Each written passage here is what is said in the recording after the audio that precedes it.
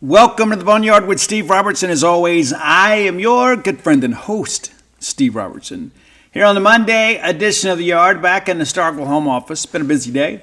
We didn't have football media availability today, but we did have the soccer NCAA tournament selection show.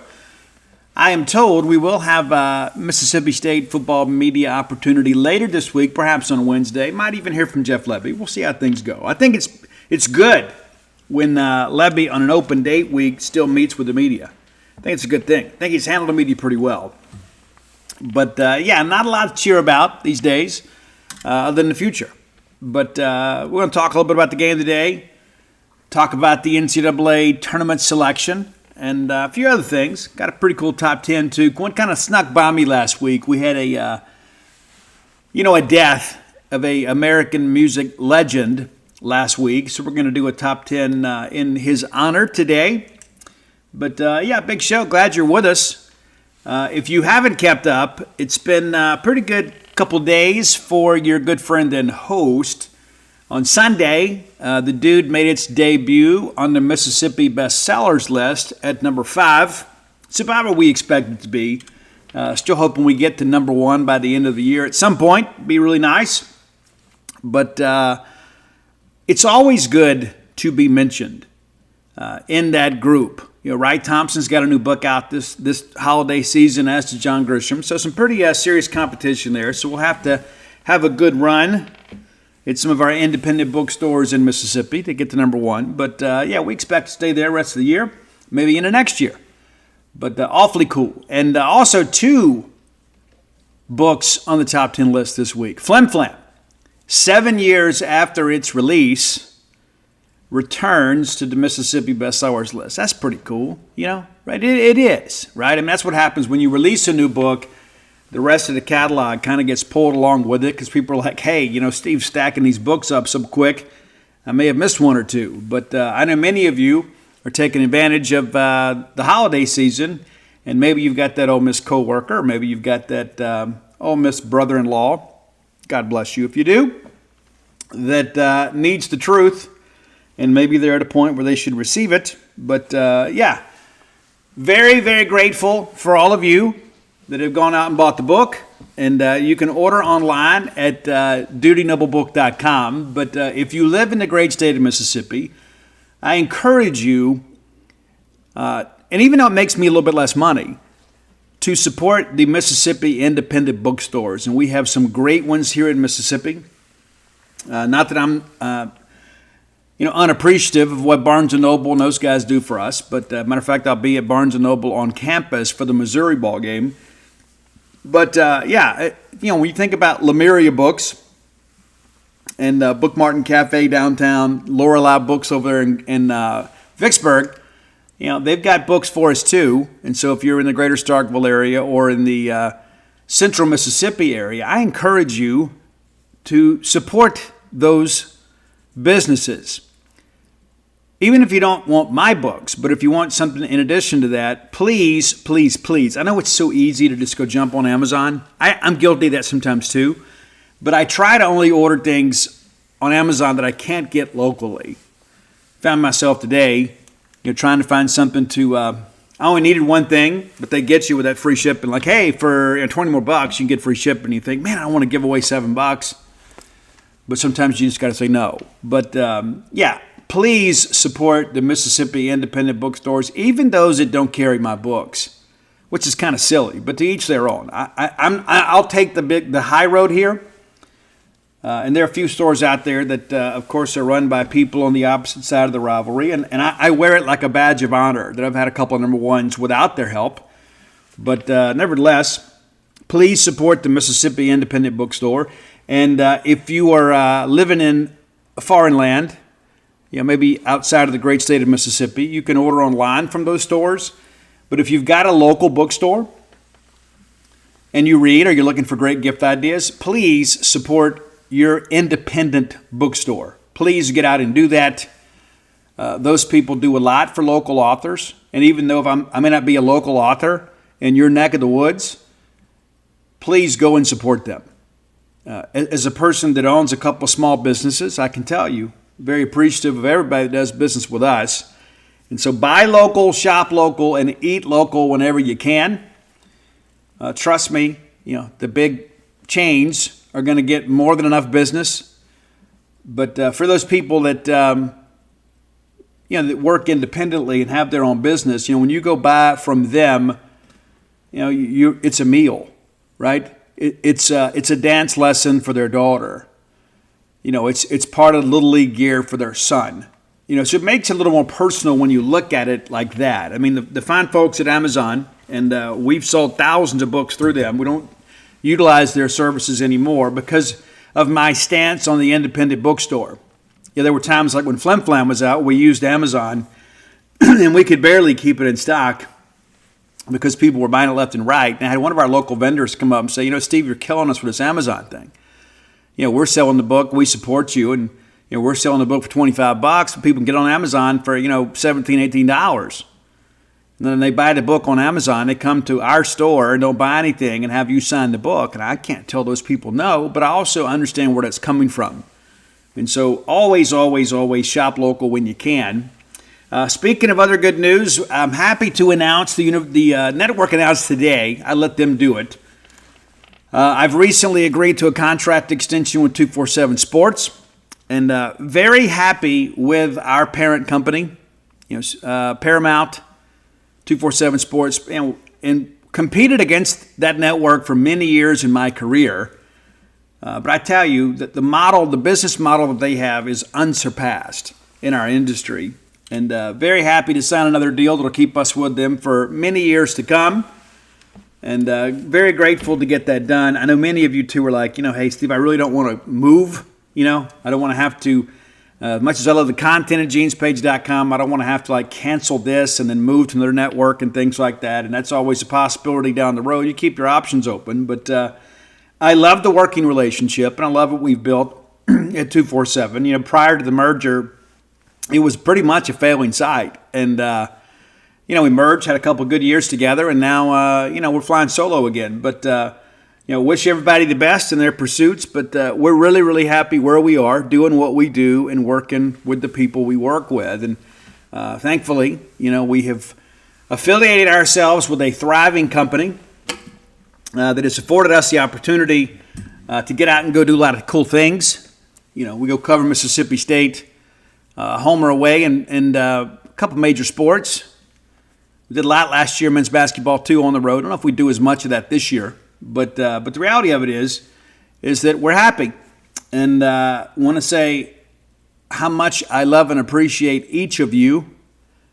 For those of you that listen to the show, subscribe to the website, buy the books, and maybe you come float over at the wife's business at True Rest of Starkville. She was featured on WCBI today this morning. Had to get up early and go, and super cool. And if you're a veteran, or you're active or former military, you can float for free on the 11th of each and every month.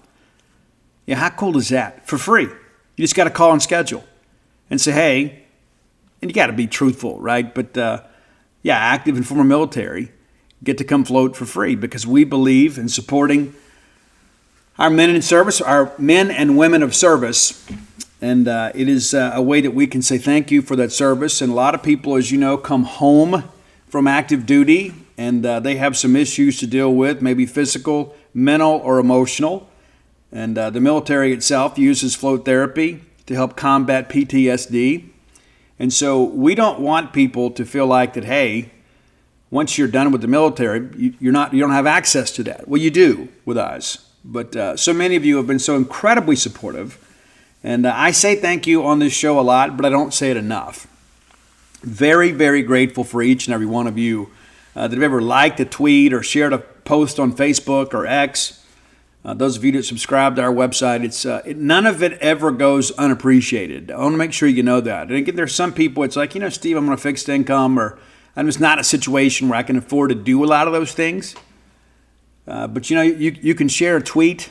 You can share a Facebook message, and when you do, I see those things. I try to go out and like them just because of the fact it matters to me. It's kind of like that local bookstore, right? While we're affiliated with a national company, it's like, for Dave Murray, you subscribe to our website, and Dave Murray's able to buy, his wife a gift or take a trip or something. And, Jacob Bain's new to our organization. This is a guy that's kind of making his way in the world. And so you're supporting not just the current generation of Mississippi State riders, but the next generation of Mississippi State riders. And that's one of those things, too. I know at some point I'm going to age out. But until I do, we're going to continue to bring the heat in everything that we do. We take a lot of pride in what we do and who we do it for. And if I could come to your homes or come to an assembly and shake every one of your hands and tell you thank you face to face, I absolutely would. Because we have a great life, man. And I share with you guys all the time. It's like so those days when you start feeling bad about yourself, you know what I'm talking about. I mean, even when things are going your way, all of a sudden you have a bad day that shows up out of nowhere. Or maybe it's just me, maybe it's just how I'm wired. But occasionally I have a bad day. I do. And I always joke, I said, Mama told me there'd be days like this, but she didn't say there would be this many of them. But yeah, it's easy to get down in the dumps sometimes. And one of the ways that I pull myself up out of the abyss is I think to myself how grateful I am that there was a time in my life, and it seems like just yesterday, but it wasn't, that I was having to scrape up change, in the couch cushions to put gas in a car. To go work a temp job, for manpower, do some construction job or something like that, because I couldn't get a job. As a convicted felon, I couldn't get a job, and so the reality of it is that we've built this thing up from next to nothing. It's true. I'm very, very grateful for each and every one of you, and I want to thank you for all of your support. My heart runneth over, honest to goodness. And I had a friend of mine that hit me up, when we, I shared the Mississippi Best Sellers list with you guys on Sunday, and then the news broke today of the contract extension. And a friend of mine texted me and said, "Hey, it's a good run for Steve Robertson." And I didn't need to be reminded, but it's nice. It truly is. And so, and I want to say this too. I owe a debt to those people that maybe are my critics too. I do. And I want to thank each and every one of you too for your undying interest in my work and things of that nature. Because all those nights, when I'm pouring through records, from 100 years ago, writing the dude, and every day that I thought, well, this is good enough, I thought, no, it's not good enough. Because I don't want somebody to come point out later, hey, he made a mistake here. And I may have made some mistakes. But to those of you that are very critical, I want you to know you have made all of this so incredibly worth it. You absolutely have. And I take the good with the bad, and I am very appreciative and supportive of those people that are supportive of me. But for those of you that, maybe you got something to say, I wouldn't trade places with you. How about that? I wouldn't. But you have been a motivating factor in my life, maybe unbeknownst to you. And so thank you, too, for your doubt in me, because I'm the kind of guy that's never going to let you win. All right, let's thank our friends at Bulldog Burger Company, longtime sponsors of this show. And I love Bulldog Burger Company, and I have been out of town so much here as of late. I have been kind of jonesing for some Bulldog Burger Company, so I plan to have some tomorrow. I'll get it to go. We'll go to the spa, and I'll get some Bulldog Burger Company for me and the bride and go back to the spa. But I tell you this, they do such a good job packaging that stuff up. They do. It's very durable to-go containers. And so if you're a person that has to maybe eat on the go, or you're going to work through lunch today, let me encourage you, let Bulldog Burger Company, maybe let them help you out a little bit. Don't just go for some fast food burger. You deserve the best, and you're going to find the best at Bulldog Burger Company. And maybe you don't feel like a burger today. Maybe it's a salad day for you. Why would you look any further than the BLT salad at Bulldog Burger Company? I like it grilled. You may like it fried. It's completely up to you. I'm not judging, but I get mine doused with ranch dressing because I'm from South Mississippi. It's a requirement. It's in the commandments of the 601 area code. But all that understood, I love Bulldog Burger Company. I know you do too. The next time you're taking a night out with family or friends, perhaps a work lunch, something like that, or meeting up with an old friend, think of Bulldog Burger Company because they'll take care of everything. They'll give you great food, great service at a great price, give you great portions, more than your money's worth. 3 great locations to serve you: University Drive here in Star Vegas, Gloucester Street there in Tupelo, Lake Harbor Drive in the Ridge and Flowwood area. Have the spring rolls as your appetizer. They'll make you and everybody around you better looking. We all need more of that. And maybe get that Shipley's donut bread pudding to go, or perhaps that chocolate shake, and ride that ride home with a smile. Bulldog Burger Company, the place where people go to meet. M-E-A-T. All right, it was a long drive back from Knoxville. We pretty much got the result we expected. We expected to lose the game and probably cover. We did that, and as I have said, I really, take no solace in the fact that we covered because I don't gamble. I don't bet on Mississippi State. And I thought we played decent at times. Thought the defense came to play. And I'll tell you this too. Don't be surprised if we don't make a change. I mean, if we elect to keep Coleman Hutz for another year. Don't be surprised if we do not make a change. I know many of you are kind of already forecasting that. I've even some people out there that have pushing things out there on social media, I guess, so they can come back later and say we told you so. But don't be surprised if Coleman Hutzler is your defensive coordinator next year. I'm just kind of telling you. No decisions have been made, but I can tell you that there is some support. Maybe not within the fan base, but within the decision makers. So we'll see how things play out. But any of you that are expecting the day after the Egg Bowl, we're going to announce a change. I would put a pin in that for now. All right, I'm just my friendly advice to you. All right, let's go back and take a look at this ball game. And again, Mississippi State opens up on offense for the 10th consecutive game. It's one of those things, too. I guess it's a streak, that I'm still kind of looking at. One of those things, that happens. It is what it is. But, we start out on offense, and it hadn't really gotten us anywhere. I mean, it's a rarity that we've been able to to start out with an opening drive touchdown. And there have been other times, just an opening drive score has been a little difficult to come by too. We'll see how things go. But that's kind of the reality of that, is that, we're getting out there making some things happen, but not enough things happening. Well, we come out, and it's a little pass out to Devin Booth for a loss of 1 yard. So immediately, the very first play of the game, we're behind the chains. We have a chance for a big play here. And I thought Mike was a little bit amped up early on. He's a competitor. And I think sometimes maybe tries to do a little bit too much. But pretty good play design here. We get Seydoux basically wide open. And I'm not saying he would have taken it the distance, but it would have been a chunk play. And Mike just misses him. He does. The ball is high, a little bit behind Seydoux.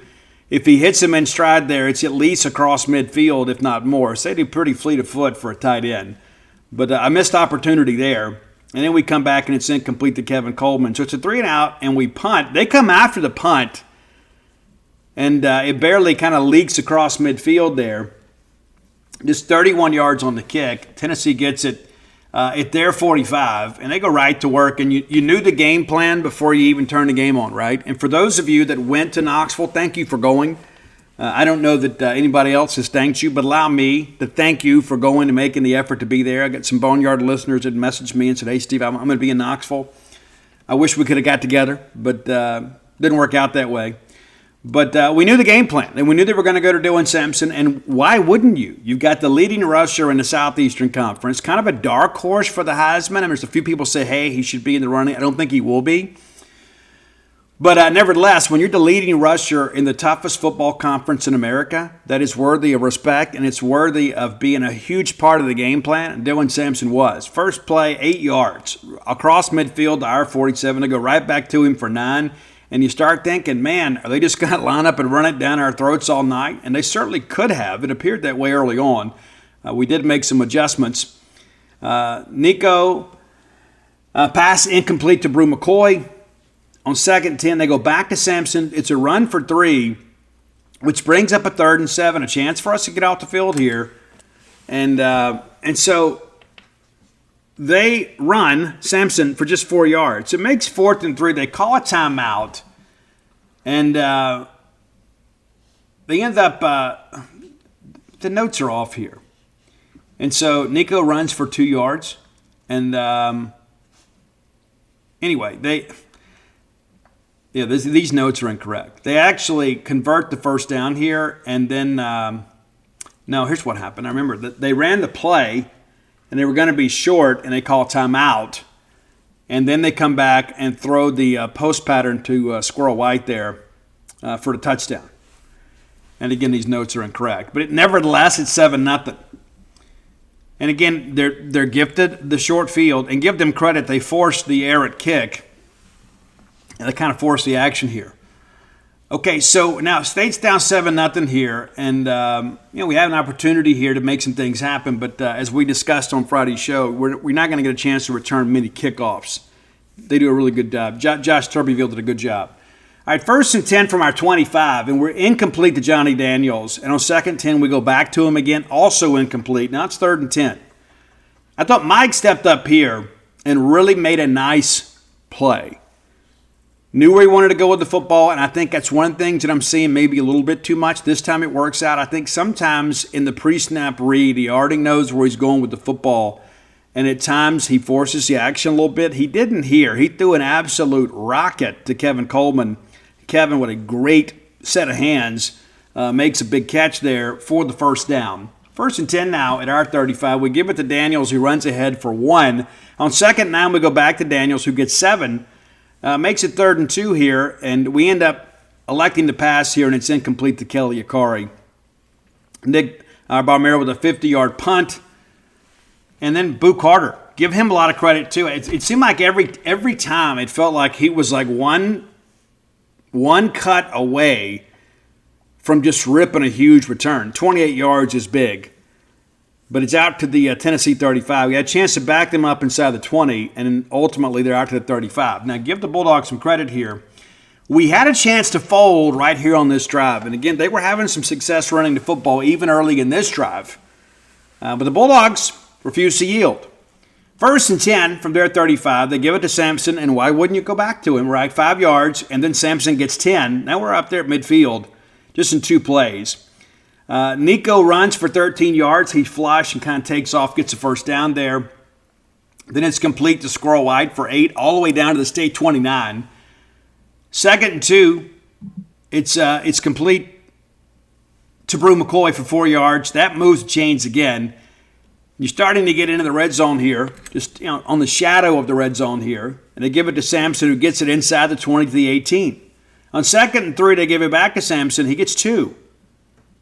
Then they call timeout on 3rd and 1. They elect to go, and what would you do, right? 3rd and 1, short yardage situation against a defense that has really struggled to stop the run.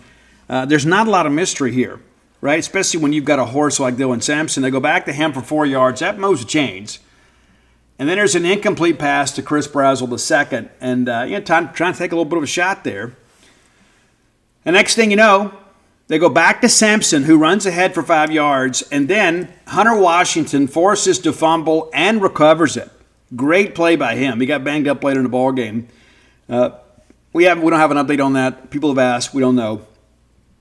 And so the big stop there, and you have a chance to kind of get even here early. Momentum play for the Bulldog defense. We come out, and it's complete to Seydoux for 3, and then we throw the pick. And really, give the DB some credit. He jumps the route here. And again, the preconceived read. We think, okay, here we're going to go. We're going to make some things happen. And then the Bulldog defense, a chance again. The much maligned Bulldog defense, early in this ballgame, making some plays. And listen, I get it.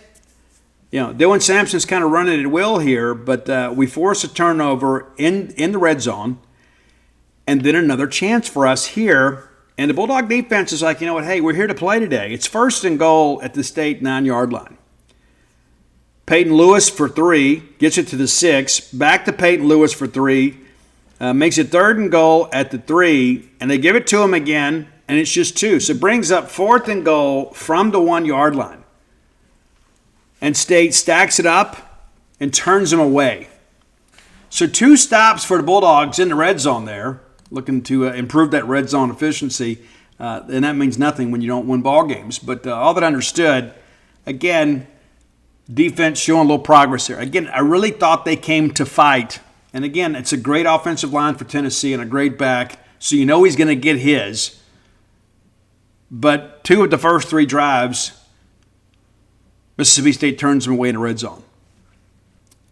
Pretty significant, I thought. All right, so it's 1st and 10 at our 1, and then we get a delay of the game penalty. And let me say this again, inexcusable. Inexcusable. Change of possession. There's no sense in us getting a delay of the game here. Now, it doesn't hurt us, right? Because what can you do, right? You can back it up an inch. I mean, we're basically right there on the goal line. You can't give them a safety, but it's inexcusable. It's inexcusable on 1st down to go out there and get a delay of the game. It is. All right, so on 1st and 10, even after the penalty, Davin Booth ahead for 1 yard to give us a little bit of breathing room. And then next thing you know, Booth breaks it for 19 yards. Breaks contain and outruns some people. I thought Davin Booth ran as well as he ever has in a Mississippi State uniform, if not better, against Tennessee. I think he kind of saw a challenge there and kind of rose to the challenge. A really good day for him. All right, now 1st and 10, and we take a shot here and throw it to Kevin Coleman, but we got him to jump early, and so it's a free play for us. We throw it up there. We can't complete it. We'll take the penalty, make it 1st and 5 now at the 26, and then we're complete to Kevin Coleman. 19 yards near midfield and a 1st down. We go back to Booth for 1, makes us, and then we lose 1, and then 2nd and 11. Van Buren runs ahead, makes it 3rd and 10. So here we are again, 3rd and long. It's incomplete. We end up having a punt. But at the very least, in a 1-score game, you have a chance to flip the field. You absolutely do. And we do. And it's a return of 3 yards to the Tennessee 20. So again, this drive starts at our 1. We give it back to them at the 20. You know they were thinking, hey, we're going to go for it here because they can't stop the run. And if they do happen to stop it, they're not going to be able to do anything. And we'll probably get the ball around midfield and probably already be in scoring position on 1st down. So give the Bulldogs some credit here for getting a couple 1st downs and flipping the field. And just 38 yards on the punt, a little bit better punt. Could have been a different scenario, but here we go. And again, these notes are a mess. All right, 1st and 10. Let's see here. Yeah, 1st and 10. Nico incomplete to Mike Matthews. On 2nd and 10, they give it to Sampson, who gets 1 ahead of the 21, and then an incomplete pass to Squirrel White. So a 3 and out here for the Bulldog defense. So back-to-back stops in the red zone, and then a 3 and out. I don't know that we can say we didn't have a good game plan here. I know how the game ended up. I'm not going to sit here and just defend the group, but what I'm telling you is I thought they came to play. They didn't just show up, to take the field. So, 3 and out. The net is 1 yard. And again, early on, I thought the offense was letting us down early, not defense. And eventually, when the offense doesn't carry their weight, the defense is going to wear down. All right, 1st and 10, the final play of the 1st quarter. Johnny Daniels runs ahead for 11 yards to State 41 and the 1st down. So that's how the quarter ends. All right, we pick it up here in the 2nd quarter. 1st and 10 at the State 41. We go back to Daniels, who gets a yard. Michael Van Buren is in incomplete to J-Mo. Makes it 3rd and 9. Need to make a play here. Michael Van Buren gets loose, gets flushed, gets ahead for 8 yards right at midfield, and you think, okay, maybe we're in a position here to go for it. However, we get flagged for holding. Now it's 3rd and 19.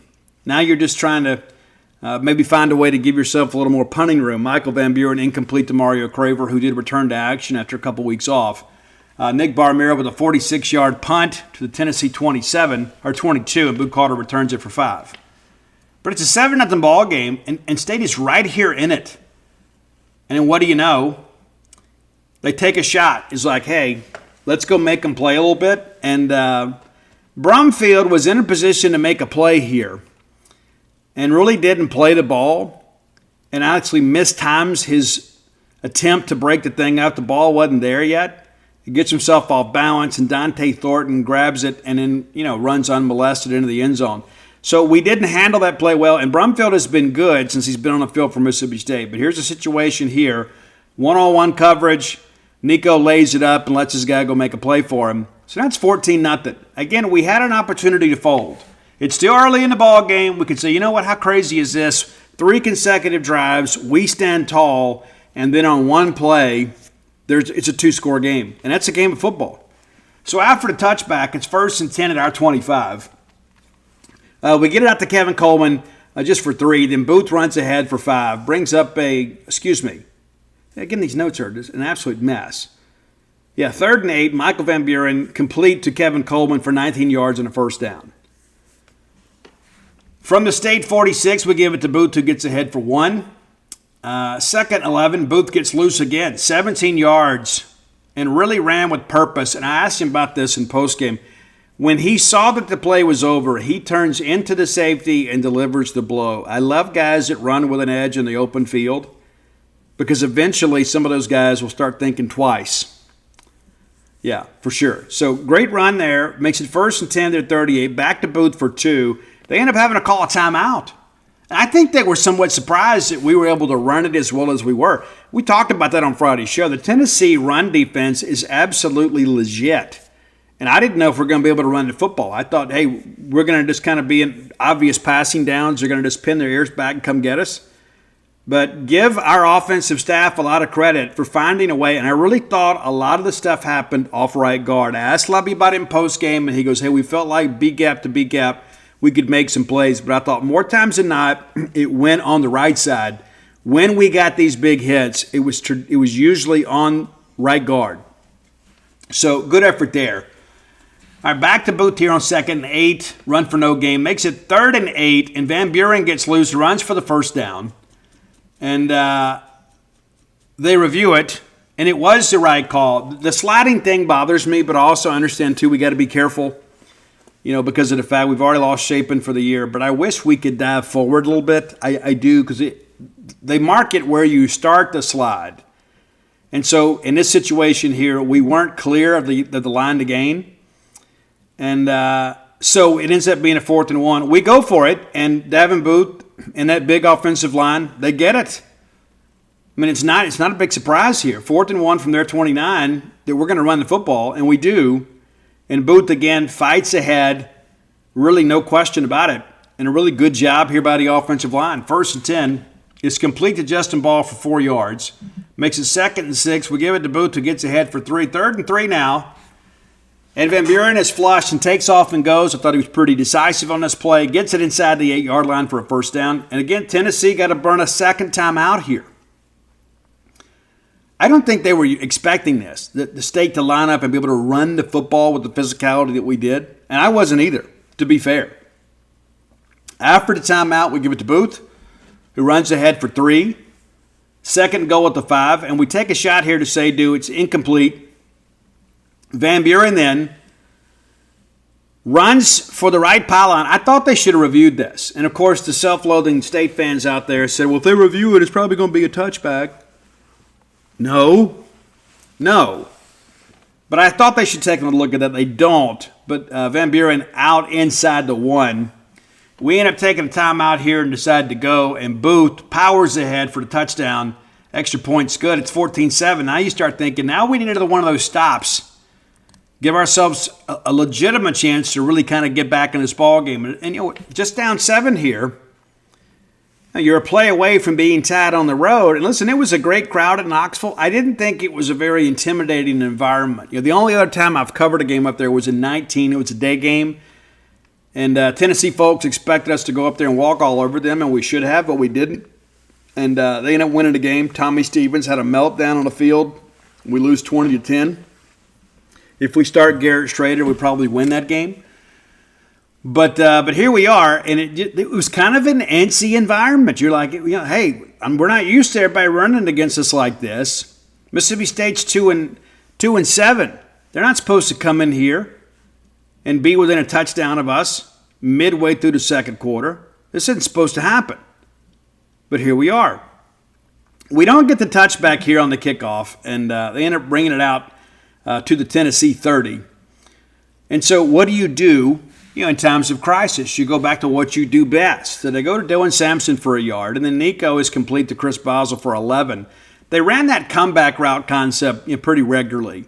It's like maybe we're so concerned about getting beat deep, that we're kind of cheating on the fade or the go, and they ran the comeback route with some success. Basically did the same thing again on 1st and 10, just a shorter route here. Instead of it being a 10-yard comeback, it's more like an 8-yard comeback. And so now it's 2nd and 4. They go back to Sampson for a yard here. And again, State made some adjustments here. Nico then takes a shot down the field to Dante Thornton for 17. 1st and 10, Sampson ahead for 6. Back to him for 1 on 2nd and 4. Makes it 3rd and 3. They decide to go with Nico. And he runs for no gain. Big play in the ball game here. It's 4th and 3. I didn't like the call here. Okay, and I've complained about officiating when I think it's bad. I actually thought this crew kind of had a rough night because it was one time early in the game, if you remember, they had the assisted play, like assisting the runner. Like you can push the runner ahead, you can't pull him ahead. They did. They didn't know if it was a spot foul or if you mark it off from the previous spot. They just didn't know, and it took forever to get that sorted out. Now, I understand it's a new penalty, but you're the official in the greatest football conference in America. We can't have it. We can't go out there and say it just means more when our officials don't know where to mark the football. Nevertheless, on 4th and 3 here, Nick Mitchell has the ability to get back here, right? If he jumps, you have the ability to get back. And I understand it's a judgment call, but it cost us severely here. You never know what's going to happen on 4th and 3. I mean, you don't, right? They could just back up, throw a touchdown. But we gift them a first down here. And Nick's got to stay on sides, right? But I thought the call should have gone against Tennessee. I'm not an unbiased observer. I admit that. But I thought, number one, Nick's got to do his job, okay? But second of all, I thought Tennessee got the benefit of a bad call here. Gives them a first down. And again, they may have gained 25 yards on this play had it gone through. Who knows? 1st and 10 now at our 22. Tennessee takes the timeout. And Dylan Sampson runs for 6 down to the State 16. We burn a timeout trying to get the ball back. Sampson runs ahead for 3. We take timeout again. Dylan Sampson runs ahead for 1, and it's a first down. 1st and 10, Sampson ahead for 1. 2nd and 11. Nico runs for 7 down to the State 6, and then they take a shot here, and we make a play. We force the early throw, ends up being a incompletion, so it's a field goal. So now it's against a 2-score game. We made some mistakes here on this next possession, okay? And I said it in the box, and I'll say it again now. We did not manage these final 32 seconds well. I know they get the ball first coming out of the half. I get it. But I don't understand our play calling here. And sometimes the discretion is a better part of valor. Sometimes you just got to say, hey, let's just get to the halftime. There's only 32 seconds. Let's just kind of run it out. We could have. We take a chance here and try to get it out to Daniels. The ball's incomplete. Instead of running on 2nd down, we get it out to Coleman, incomplete again. Well, now all of a sudden, it's 3rd and 10. We give it to Daniels, and he runs out of bounds. I don't know if they forced him out, but you got to stay in bounds there, and we don't. So the whole thing here is a complete debacle. We get it with 46 seconds to go, and we end up having a punt. That's inexcusable. We get the ball with under a minute to go in a half. We don't give it back unless we score. 1st and 10 from our 46, because Boo Carter with the great return here, 23 yards on the return, right? You get a fair catch there to half's over, but instead, 23 yards on the return. They set up at our 46 with 11 seconds to go. Selden runs ahead for 5, and then it's complete to Squirrel White for 21 yards, and they kick the field goal. We gifted them 3 points right there. I mean, give them credit. They had to go make the plays, but they should never have had the football back. Never should have happened. So that gets us to the half, 20-7. You say, well, Steve, it's still a two-score game. It would have been a two-score game either way. Well, that could have loomed large in the outcome had we been able to make some plays late. All right. We get into the halftime intermission here. We have to kick it back to them. And it's a kickoff. They decide to bring it out 31 yards to the 31. Selden then runs for 2. They go back to him on 2nd and 8 for 2 more. And on 3rd and 6, Gaston Moore gets 2. It's a 3 and out for the Bulldog defense. And that's, we talk about playing complementary football. You got to be able to get stops and get the offensive ball back. And I didn't know if we could get back-to-back stops in this game, and it turns out we did at times. And so, again, a chance to kind of climb back in this thing and make it very interesting. Jackson Ross punts, 43 yards. Kevin Coleman returns it for 7 yards. And then, lo and behold, we get an opportunity here, and things don't go well. And they end up marking that thing back half the distance to the goal. I can't remember what penalty was charged. But, again, a chance for the offense. Defense is playing pretty well. And, again, our play calling and lack of execution in the first half offensively put the defense in a bad spot. It's like sometimes we're scared to say it. I'm not. The offense let us down in the first half. The defense did not. Fair? Okay. All right, 1st and 10 from our 12. We give it to Booth for no gain. 2nd and 10. We're complete to Kevin Goldman for 23 yards out to the state 35. Now you're thinking, okay, all right, let's go. We can go make this thing awfully interesting. Unfortunately, that's not what happens. All right, after the first down, we go to Booth to get 16 yards. Now we're already across midfield, and you start thinking, okay, maybe at the very least, go ahead and get a field goal, get some points on the board, kind of reward the defense a little bit. All right, on 1st and 10, we give it to Booth, who's up the middle again for 10 yards, and then we get flagged for holding. Marlon Martinez, one of your guards, maybe that's the reason we gained 10. But again, I thought it was a late call because the white hat didn't throw the flag until after Booth cleared the hole. And I understand these guys are human. I do. I thought it was a really, really late. It's almost like he waited to see the outcome of the play before throwing the flag. Now, you may go back and watch the game tape and say, Steve, it was an obvious hold. Maybe he couldn't get it out of his pocket. I just thought the timing of it was bad. Not alleging malfeasance. I just thought it was bad. All right, 1st and 20 now, back across to our side of the 50. We're incomplete to Seydoux. On 2nd and 20, guys, you talk about craziness, right? This is going to be a complete, unmitigated disaster of a play here. And then we get a face mask call that gives us a first down, right? Jason Jenkins has the sack here. It's going to make it 3rd and 23. And it's a face mask. So it gives us a 1st and 10. And again, my notes are messed up here. But we get the personal foul. And then, Jason Jenkins gets a sack on the next play. My mistake. But personal foul here makes it 1st and 10 at their 32. And now you're feeling it, right? Jason Jenkins with a strip sack fumble. Jeremiah Talander jumps on it. And at this point, I really started thinking, you know what? It's just not our day. It's just not our day. Defense has an opportunity here, to make some things happen. And again, I feel like the offense is letting the defense down. I mean, we're in the 3rd quarter now, and again had a great chance to go do some things. We didn't. All right, 1st and 10 from the 35 for them. It's incomplete to scroll wide. They go back to Sampson for 4. And,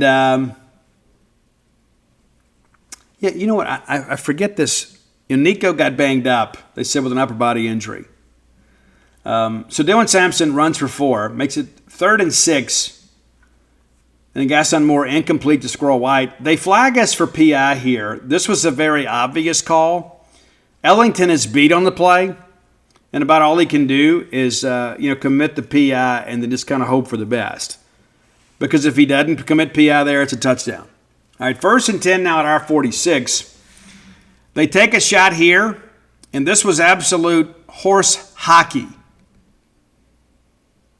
They take a shot to Brew McCoy. Brow on the near, breaks it up. And they flag him for PI.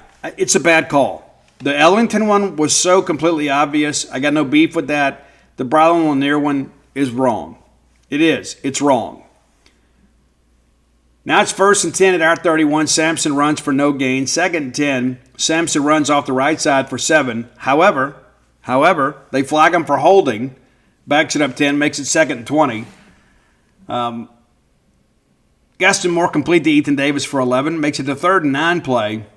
Really felt like if we could make a play there, force an incompletion, maybe you can get out of this thing without, giving up a score. And then it's complete to Sampson for just 3. States and Cloud there would make a play. 4th and 12, Max Gilbert, who missed all 3 field goal attempts last week against Kentucky, made all of them against us. Now it's a 23-7 ball game. It's still a 2-score game if we can convert some 2-point conversions, but it's getting away from us here. Okay, so kickoff is touchback again. We give it to Booth. Excuse me, this ball went out of bounds. That's right. Yeah, this ball went out of bounds. And so it's 1st and 10 at our 35. We give it to Booth for 4. And then Booth gets loose, 43 yards down to the Tennessee 18. And so whatever adjustments Tennessee made at halftime and tried to stop the running game were unsuccessful. All right, 1st and 10 from their 18. Booth ahead for no gain. Johnny Daniels then gets loose. Explosive run for the touchdown. We catch them in a run blitz there, too. If you go back and watch the tape, they're bringing pressure off the edge. The middle's wide open. And good job getting the second level. Extra points good. Now it's 23-14, a 9-point lead. And there's plenty of ball game left. Now you start thinking, I'd say, 6 minutes to go in the third quarter. You get a stop here. Anything after that on the Mississippi State side will get you,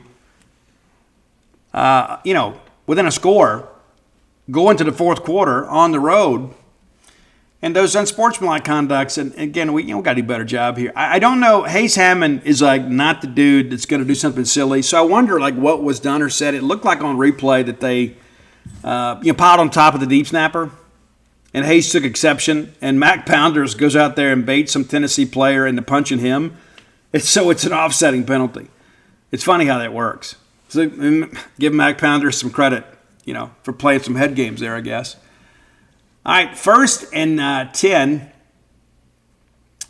at the Tennessee 25, and it's offensive holding. And again, these notes are a mess. 1st and 10, Moore incomplete to Dante Thornton. 2nd and 10, Sampson gets loose for 10 to move a chains, make it a first down. Sampson back for 8, and Sampson was a bit banged up too. 2nd and 2, Sampson runs ahead for 6 out near midfield. They go back to him again. So again, just feed the big dog, right? Our quarterback's out. Mississippi State is here to play. We got to find a way to put this game away. We're going to ride with our big dog, and they did. It's complete to Dante Thornton for 14 yards, and then Dylan Sampson gets loose, big chunk play, 33 yards for a touchdown. Makes it a 30-14 game. And still, you tell yourself it's still a 2-score game. Maybe you can climb back into it. Michael Van Buren incomplete to Mario Craver. On 2nd and 10, we get it to Craver for 13 yards. In addition to that, it was PI. It was an obvious call. And it's easy to throw that flag when the ball's been called too. So you can say, hey, we called it. 1st and 10 now from our 38. We give it to Booth for 2. Back to him on 2nd and 8 for 2. Makes it 3rd and 6. And Van Buren is sacked for a 9-yard loss. So again, a promising drive that ends with a sack. 4th and 15, it's a punt out of bounds, and good job here. And then they're holding on top of it, so back them up here. But they find a way here to put the game away on this drive, and it's a very lengthy drive that covers 15 plays, 67 yards, and eats up almost 8 minutes on the clock. 1st and 10 from the Tennessee 12, run for Lewis for 3, and then incomplete to Squirrel White. So 3rd and 7, a chance for us to get off the field here. They call timeout here. And then it's incomplete to Holden Stays, and they flag us for PI. Didn't agree with the call here either. And it's like, hey, if they don't turn around and look for it, just because they don't look for it doesn't mean they're interfering. It's true. If there's contact, I get it. I thought it was a bad call. Tyler Woodard flagged. All of a sudden gives them first down. It really bails them out here. Because if they got a punt now from the 15 to Kevin Coleman, you start thinking, hey, maybe maybe we can at least get across midfield here, give ourselves a short field. They end up calling timeout here, and then Lewis runs for 11. It runs out the third quarter. All right, Tennessee drive resumes here. 1st and 10 from their 41. Lewis ahead for 1. 2nd and 9. Lewis ahead for 3. And remember, Sampson's a little bit banged up here. I'm sure they felt like the game was in hand here. But 3rd and 6. A chance for us to get off the field, and then Miles Kitselman makes a catch for 8 yards to move the chains. 1st and 10, they're back to Lewis for 7. On 2nd and 3, Lewis gets 3. 1st and 10 from our 37. Lewis ahead for nothing, and then Moore's complete to Brew McCoy for 8. Makes it 3rd and 2. Again, a chance for us to get off the field. They bring Sampson back in. He gets the 3 yards to move the chains. They stick with him for basically the rest of this drive. Sampson ahead for 5, makes it 2nd and 5, then for 2, and another for 2, makes it 4th and 5. I guess they had the 2-yard loss on one of those. But the field goal is good. Now it's a 3-score game in the fourth quarter. Chances of comeback have been completely exhausted. And again, even then, the defense is forcing field goals late. Right? I mean, you go back and look at this. Guys, we gave up 2 touchdowns in this game. That's it. 2 touchdowns. One of the best offenses in the country. The offense didn't carry their side of the deal. Simple as that. Simple as that. All right, so here we go. 1st and 10. And let's see here. Your 1st and 10, Daniels ahead for 8. Then on 2nd and 2, we end up having to Tennessee takes a timeout. And then Daniels ahead for 6 and the first down. We stick with Daniels here, go back ahead for 1, and Buren's incomplete to Kelly Akari. On 3rd and 9, Van Buren is sacked for a loss of 12. We got to punt it back. I mean, again, the game's over here. On 1st and 10, Moore ahead for 1 yard, and he fumbles, and they get it back. 2nd and 9, Peyton Lewis ahead for 3. And then on 3rd and 6, we get flagged for offsides. Makes it a 3rd and 1 play. They take a shot down here. However, ineligible downfield.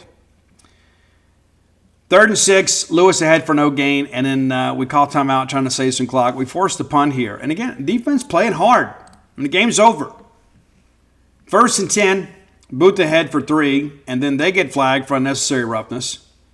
And then Michael Van Buren is sacked. And then we're complete to Johnny Daniels. Basically on a check down. We have to punt it back. We never get the ball back. They run the clock out. So again, you take some time to look at this, and it's so easy. You say, we can't stop anybody. Guys, we got stops in this ballgame. We did. We got stops. You didn't get enough. I mean, the defensive players will tell you, hey, if we can only score 14, we got to hold them at 13. But no, we didn't. We didn't play bad defense. Time for today's top 10 list, as always, brought to you by closewithblair.com, C-L-O-S-E with Blair, B-L-A-I-R.com. Blair is my friend, your friend, our collective friend in the mortgage industry. Blair's been doing this 23 years, coming up on 24. Let me give you his phone number, 601-500-2344, 601-500-2344. That goes to the man himself. Not a call center, not a receptionist, directly to Blair. Blair wants to be accessible to his clients. You should be. When you have needs in the mortgage industry, whether you're looking for your new home, your next home, or perhaps your retirement home, maybe you want that game day condo to be where you spend your retirement years, Blair can help you. That's right. He can help you when a lot of other people can't, because he understands the ins and outs of underwriting. He can help structure a loan that gives you the best chance for approval. Blair's one of us. He rides the wave of bulldog emotion just like you do. I believe in keeping business in the family whenever we can, and Blair is certainly a member of your family. He'll give you the Ken Folks treatment. That's Blair Chandler at closewithblair.com. All right, Quincy Jones passed away last week. Of course, one of his greatest contributions to the world was Rashida Jones, for those of you that are fans of The Office. Quincy Jones, not just Michael Jackson's producer. So I thought, well, let's put a top 10 together of non-Michael Jackson content that Quincy Jones has been a part of. Because this is a guy that was an established jazz musician. He worked some with Elvis Presley. How about that? He worked with Elvis. He worked with Michael Jackson. He worked with Frank Sinatra. An incredible performer, an incredible producer. So here we go. Top 10 songs produced by Quincy Jones, not from Michael Jackson. Number 10, Michael appears in a couple of these, including this one. Number 10, recently a Netflix documentary, The Greatest Night in Pop. Yes, we're talking about We Are the World, your number 10 track. Number 9, a duet between Stevie Wonder and Michael Jackson. Not a Michael Jackson album, a Stevie Wonder album, a song called Get It. It's very 80s. Number 8, an icon in early 80s music and kind of a disco queen in many respects, Donna Summer. Great track called The Woman in Me. I think you'll dig that one. Number 7, a song Quincy Jones released himself. Had SWV and Babyface on it. Babyface doesn't get enough credit with this generation. If you're looking for some slow jams out there, turn to Babyface. But Quincy Jones, this track called Slow Jams. Yeah, number 6, really kind of where it all started for Quincy as a producer. Leslie Gore had a bunch of hits. And probably her most recognizable song, maybe the signature song of the Leslie Gore experience, is It's My Party and I'll Cry If I Want To. Number 6 on your list today. Number 5, James Ingram. Another guy that I don't know that gets his due. One of the best male vocalists of the early to mid 80s. I think this band was originally called The Dude, but James Ingram was the guy that made the song famous, and it's Just Once. And it's basically about a troubled relationship. It's like, can we find a way to make it right? Number 4, track called Girlfriend from Paul McCartney and Wings. And I think it's the first time that we've had a Wings song on the top 10. You know, there was a Band on the Run, of course, and Live and Let Die. It was covered by Guns N' Roses. The Guns version's better. But, yeah, shout out to Paul McCartney, who did some extensive work. I mean, think about that, too. Add a Beatle in there. Yeah, great work. A Quincy Jones track that also had El DeBarge and Barry White on it. It's The Secret Garden. A huge hit. Huge. Number 2, a band also, too, that maybe doesn't get the acclaim they deserve. It's the Brothers Johnson. And I went with my favorite Brothers Johnson song, Stomp. Listened to that song recently. Number 1, though. The bass line on this is infectious. It's George Benson's Give Me the Night. Great vocalist, too. A guy that really got after it. Your number 1 Quincy Jones non-Michael Jackson track is determined by your good friend and host, George Benson. If you have ideas for the top 10 list, reach out, let us know. We may just do it. We'll even give you credit. Best way to do that is to hit up Roy on X, Roy Samanti. He's behind a little bit, but we'll get caught up. You know, Roy is beginning to, kind of slow down in his older age, but all that understood.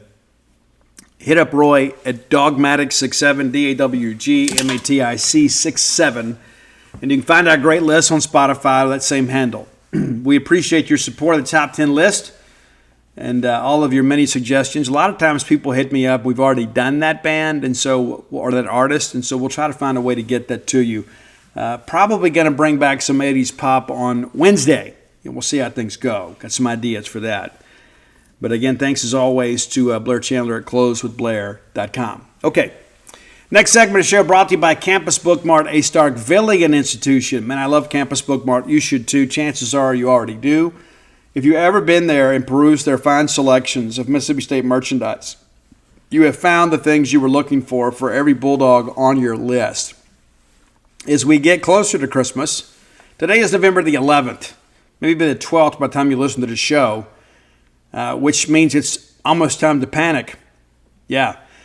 Make your Christmas shopping easy. Just log on to campusbookmart.net and just shop until your heart is content and you've got all of your needs met. Every Bulldog in your life wants new Mississippi State merchandise, whether that be a knick-knack or a decorative item for the home, the office, the RV, perhaps your pet, or some Bulldog apparel. You can find everything you need, including that fabulous state script and the interlocking MSU on all the apparel there, and wide selection of that at, again, campusbookmart.net. BONEYARD.net. We'd love it when you come to town. You go by and shop in person. You can pick up some books. They have all of my books there, and that qualifies too for free shipping. Yeah, if you buy books in addition to your regular merchandise and you have more than $75 in your cart, we got a promo code for you. The phrase that pays is BSR. That stands for Beautiful Steve Robertson. That gets you free shipping on all orders over $75. Any order less than $75, absolutely incomplete. Again, don't overthink it. Don't do it. You start thinking about it. I got so much to do and so many people to buy for. Just log on to campusbookmart.net and use promo code BSR. We'll save you some shipping. In addition to that, too, the best selection of Mississippi State merchandise. They know what real maroon looks like. Campus Bookmart. All right, let's talk a little bit about soccer. I was there when they had the selection show. Pretty cool experience, too. If you've never done that, I don't care what it is. You don't care if it's the men's basketball tournament, the women's basketball tournament, soccer, softball, whatever. You get an opportunity to go and celebrate with your team as they find out their postseason opponent destination. I think it's a good thing. Of course, the timing today didn't work for a lot of working people, 3 o'clock, but it was one of those things, too, that was streamed on NCAA.com. Mississippi State, the last team announced. That doesn't mean that we were the last team in. It actually is a sign of respect because essentially we were the number 2 overall seed in the tournament. Duke was the first team announced as the overall 1 seed. State on the complete opposite end of the bracket, effectively the number 2 seed. But we are a 1 seed, which means we get the opportunity to host. So we're going to host Southern University. The Jaguars were a losing team until they got into the SWAC tournament. They get hot when it matters most, and they are rewarded with an NCAA tournament bid as the automatic qualifier from the SWAC. An overall record of 9-9-2. And again, they were 6-9-2 before the tournament. They win the regular season finale and then sweep through the SWAC tournament. The season began for them at Ole Miss, who was a team, maybe you've heard, didn't win a single SEC game this year. The Rebels beat them 4-0 early on. They're shut out the next game against UL Monroe 2-0, and then University of South Florida, who has been a very solid mid-major in the soccer world, gets a 5-0 win out in Tampa. Houston Christian University travels to Mumford Stadium there in Baton Rouge. They escape with a 2-1 win. The Jags head out to Edinburgh, Texas, and play University of Texas, Rio Grande Valley. They lose that game 1-0. University of North Texas, a team that, very fertile recruiting footprint there. They get a 5-0 win over Southern. So you look at this and say, Steve, how in the world can this team be an NCAA tournament? Well, they start out 0-6, and all of a sudden they kind of find a few things here. A 1-0 win over Louisiana Christian University. They lose to Troy 2-1, then lose to Sam Houston. They get a draw against Alabama State. Now we're in conference play. And again, you get through the non-conference portion of your schedule. Things are not great. They're 1-8-0. 1-8-0 when they get through non-conference. They get a draw against Alabama State. Reason for celebration. Alabama A&M, they get a dub over them in Baton Rouge 2-1. They beat Prairie View. They lose to Texas Southern, who ended up being the number 1 seed in a SWAC tournament. The breast cancer awareness game against Grambling State, the rivalry game, goes the way of the Jags, 1-0. They beat Pine Bluff 1-0. The Alcorn State game was canceled and not made up. They get a draw against Mississippi Valley State. And then in the rivalry game, they beat Jackson State 3-0. That concluded the regular season. So they go into the tournament, again, really not expected to do a whole lot here. And, that's you look at it and say, well, Steve, it makes perfect sense, They get a 2-1 win over Prairie View, and Prairie View was the host this year for the SWAC tournament. So 2-1 win, and after the first round, the home standing host is eliminated. Grambling State, the 2 seed in the tournament, ends up with a scoreless draw. It goes to PKs, and it has to go all the way to a 6-5 PK victory for Southern. And then they take on the top seed Texas Southern University in Houston, Texas. Well, they're still at Prairie View. Somebody just messed up the note. And they win that game 1-0. 1-0. So again, winners of 4 straight, but this is not a great program. And all due respect to them, this is a game that State should win handily, and hopefully we'll be able to play some reserves in this ball game and hopefully avoid some injury. State's been banged up a lot here in the final month of the season.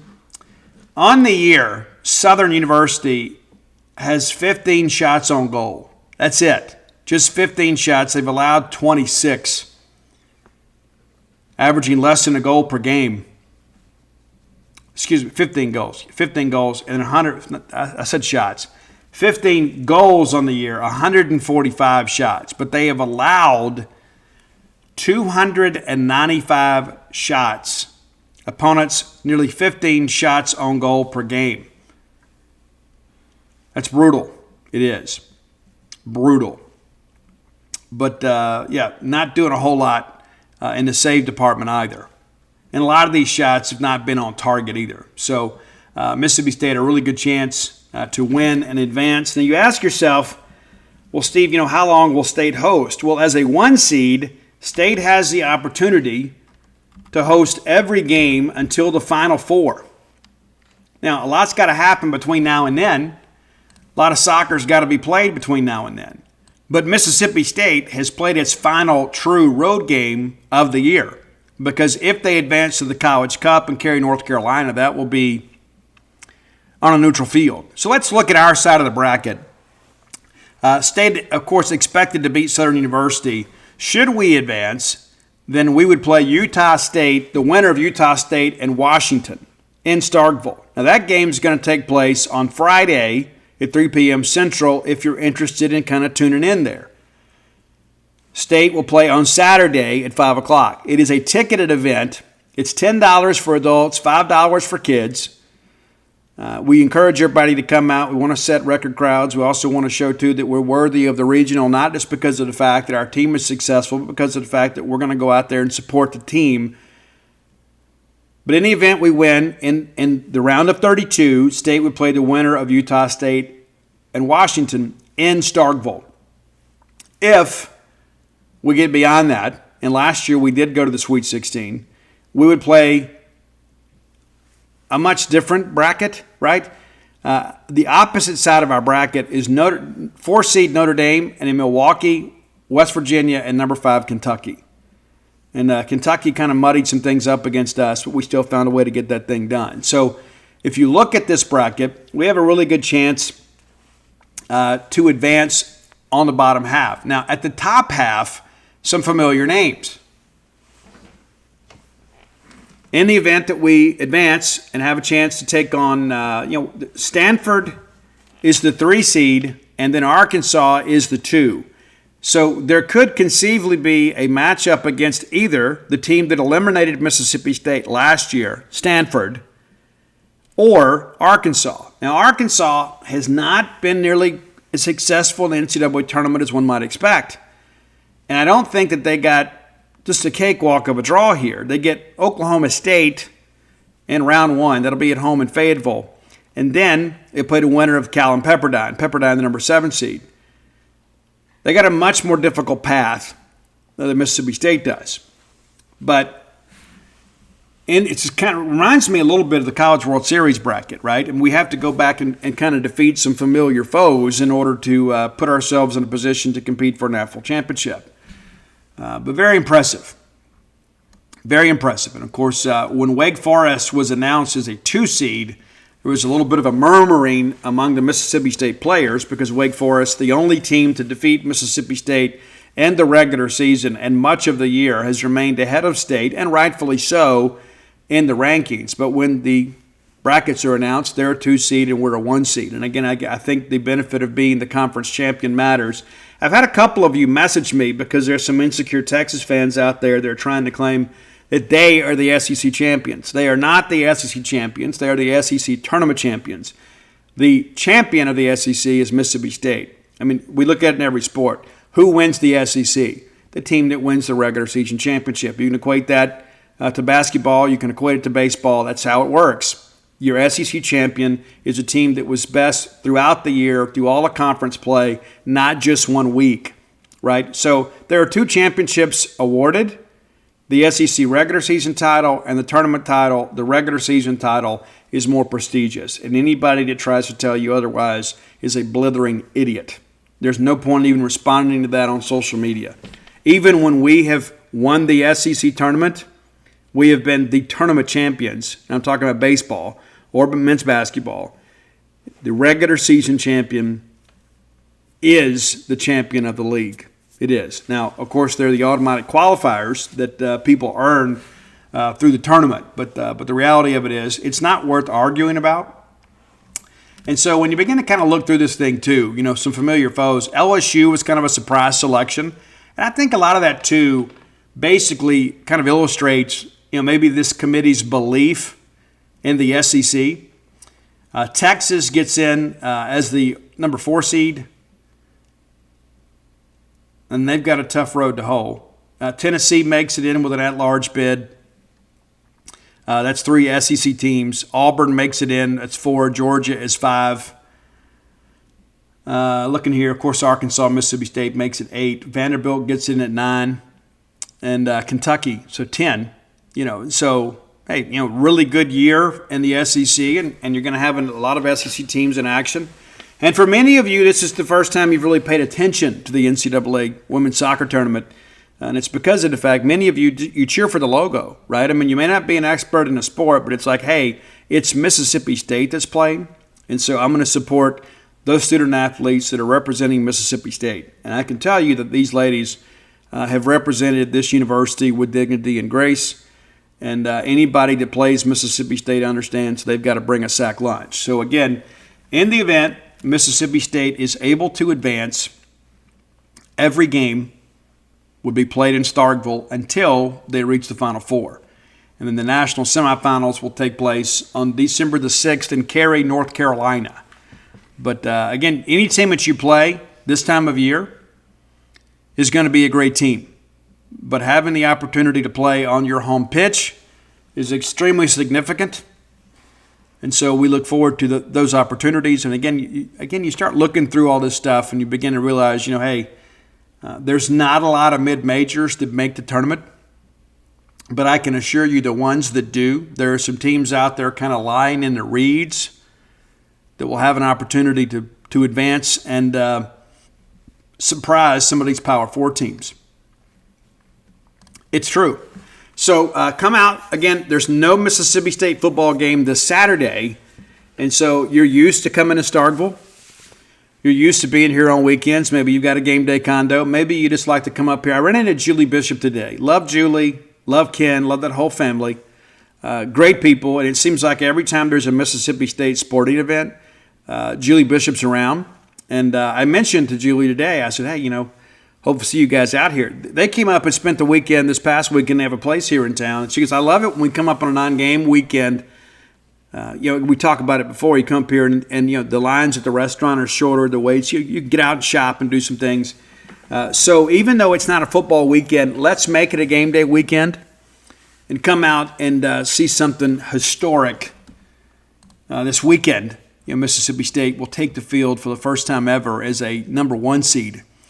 And then we'll see what happens the next week, But again, you're going to get your fill. You're going to have a lot of soccer if you're a fan or you're just a Bulldog fan in general to watch here because we feel pretty confident that, we can win these first 2 games and then we'll see what happens. But you go back and you look how great State has been at home this year, and many of you are the reasons why. So come be a part of that. You'll be glad you did. And I think we're going to see something very, very special. Hey, let's thank our friends at the Stark Vegas Clubhouse. I'll be staying there soon. Can't wait. Told you guys before, I'm probably more excited about that than I am Christmas because of the fact I'm going to have all of my children and my grandchildren under one roof for a couple nights. And we're going to have a great time together. We're going to enjoy being together. We're going to get out the old board games. We're going to have fun celebrating as a family.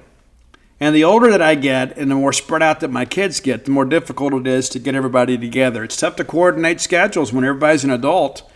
When your mom and dad, you can say, hey, we're going to your grandmother's this weekend. And that's the end of the discussion. But when you have to think about other people's work responsibilities, it can be difficult. So take the lead in your own family and say, hey, let's all get together and stay at the Stark Vegas Clubhouse. It is the best place to stay in the Golden Triangle. And think about how much fun it would be to have everybody together, right? Instead of people scattered out, so this guy's in an Airbnb and this daughter's in a hotel room, everybody's together like it used to be in the old days. Give mom a chance to cook with the girls or maybe the sons. I don't know what your needs are, and I don't know how you handle your business. But I can promise you, moms, one of the special things about moms is moms are caretakers. They love to take care of everybody, whether it's be to cook, to clean, and I'm not being old school here, but I can tell you the woman that I married and the woman that raised me, the way that they showed me they loved me was to help take care of me, right? And maybe one night mom takes care of you and the next night you take care of her. Maybe you guys do the cooking, or perhaps you take her out for a nice meal at a restaurant, one of her favorite restaurants here in town. I would encourage you, again, as a family, or whether it be a friend group, a college roommate reunion, maybe a baby shower weekend, something like that, consider the Stark Vegas Clubhouse. Starkville is your favorite town in the country, right?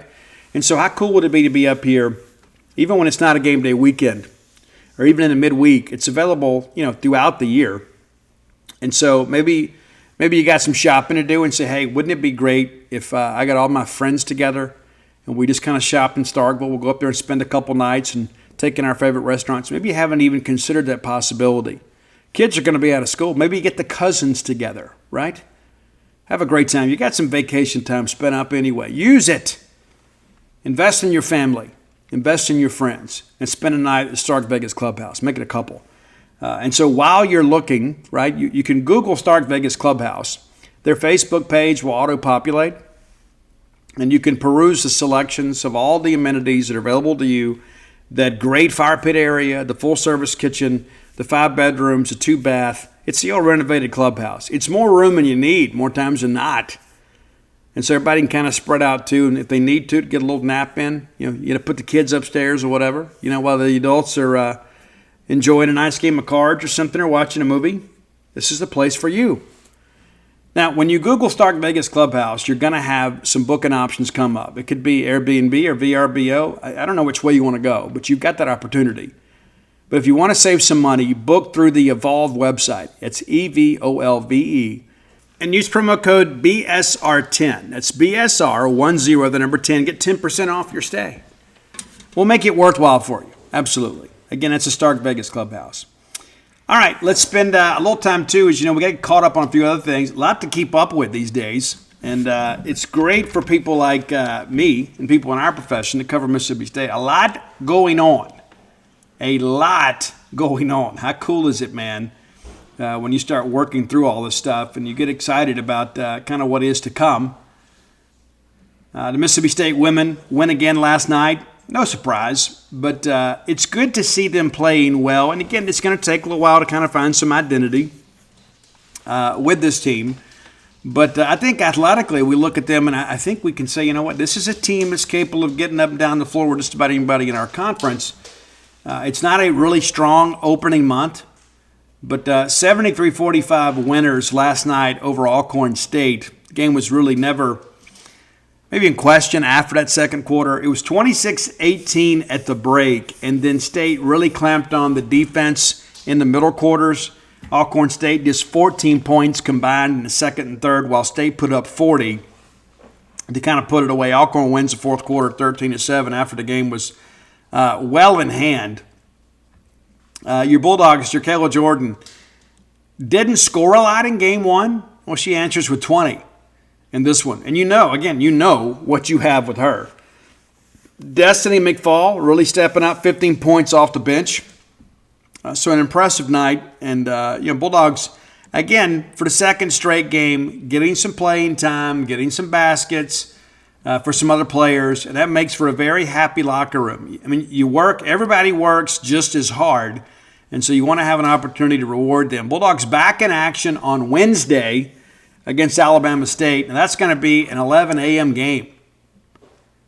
Right, so be sure, and if you're in town, come check that out. That is Education Day, so we'll have a lot of students from the Golden Triangle area that will have the opportunity to come and attend a Mississippi State women's game. It's a great thing that we do right? It's about making people realize that dreams come true. We mentioned, State wins on Friday, 101-66. Your men back in action Tuesday, 6:30 at Humphrey Coliseum against Southeastern Louisiana. And I'll tell you this, Southeastern has had some teams over the years that have been a little feisty. And I don't mean like improperly competitive. They've had some teams in the past that have kind of been, and they're traditionally guard-oriented teams. But I don't know if this is going to be one of them, but we'll see. They took care of William Carey in the opener, 91-53, and then lost at UAB 82-72. I don't know what your expectations are for the Blazers, but listen, anytime you got to go on the road, it's brand new. So they're going to be on the road a good bit here as the next week or two. Is that they will be at State on Tuesday, and then the next week on Monday they're at Louisiana Monroe, and then they go out to Laramie, Wyoming to take on the Cowboys. So 3 consecutive road games after the road loss to UAB. So they're going to have to earn it. But again, there's always that one guy at Southeastern that seems to have a big game against us, and it hasn't yielded much in the way of real success. But the reality of it is that we are not in a position to take anybody for granted. But I think with the athleticism that we have on this team, especially the guard play, and it continues. We're 2 games into it. I think we all recognize, we are more than just a one-man band, and I think teams are starting to have to recognize that. Really looking forward to that game at Memphis. Yeah, Memphis, I think I saw Jason Munsley report they were like 42nd in the polls, and State got some votes today too. Ole Miss wins the barn burner of a game over Grambling, and listen, Grambling's a veteran team, and they led in the Pavilion, but Ole Miss comes back and holds them off late, and they're still ranked at 25th. And I'm not an unbiased observer, but I'll tell you this, Mississippi State's better than Ole Miss. And I believe we could go to Oxford right now and win that ball game. That's just me. But we'll find out what State's got next week in South Haven. I hope you guys will come out and be a part of that. And again, Utah, a solid team, right? Needs you guys to really pack it out at South Haven. Anytime that we take the show on the road in the state of Mississippi, it's always a big thing. And there are many people in the greater Memphis area that don't always get a chance to come to a midweek basketball game, so we're taking one to them. So again, a lot to be excited about, and again we'll play again on Sunday in South Haven. So a chance, two chances if you live in North Mississippi to see the Bulldogs play in the next 7 days before we hit the road to Dallas. And again, calling on our DFW and Texas Bulldogs to make sure you're there at SMU. Really need you to be out there. And listen, I know that call won't go unheeded because many of you are excited about this team, and you certainly should be. And again, I'm going to say it, and again, I'm not an unbiased observer. I think picking Mississippi State 10th was a bit of a joke. But the reality of it is there's a reason we play the games. It's not just a matter of opinion. It's a chance for us to go out there and prove who we are and what we are. And again, there's not really a lot of dominant guys in the paint this year. And so I think that gives us a chance to kind of develop some inside game. I don't know how much offense you can run, but if we can have a guy that can kind of rebound and reset for us and handle the putbacks up there, we got a chance to do some good things this year. I know all of you guys agree with me. We expect to make the NCAA tournament for the 3rd straight year. We've had some teams in the past that have maybe been worthy of that, and it hadn't always worked out for us. But big believer in Chris Jans. Big believer in Sam Purcell. I like the coaches that we have on campus. I truly do. And not just in basketball. Really like Jeff Levy. Really like James Armstrong. I think he is absolutely fabulous. And like Chris Simonis, and I love the fact that we have so many of our student athletes and coaches that turn out to support the other sports, because it truly is a community here at Mississippi State. Some places you go and you feel like that some coaches are larger than life. And I had a chance last week to sit and visit with my friend Charlie Wedley, who is a Bulldog legend. And he was telling me, when he was a student at Mississippi State, like we would play the games on the weekend, and then you would go and have breakfast on Monday, and you'd go to the grill, and there'd be Babe McCarthy just kind of recounting the games. And he goes, it was just such a thrill to be anywhere close to Babe because he just appeared and really was kind of larger than life, And so I think it's a pretty cool thing to hear those stories about Babe going out there kind of chewing the fat with our students and kind of, recapping a ball game. There wasn't no TV back then. The games weren't televised. If you were lucky, you could get a radio broadcast. But, but by and large, media coverage was essentially non-existent. And it's a super cool thing to think about that.